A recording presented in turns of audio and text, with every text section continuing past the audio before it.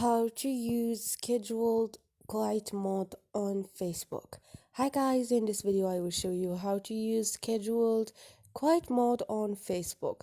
It's so easy and quick, so let's start. First thing, go to your Facebook app and here click on those three lines up there. Now click on the setting icon beside the search icon. Now scroll down and click on your time on Facebook. Now click on see tools, which is manage your time. Now you have the second option, which is scheduled quiet mode. You can click on it and turn on this option, and here you can schedule your quiet mode. Choose days, start time, end time, and this is it. Now and go.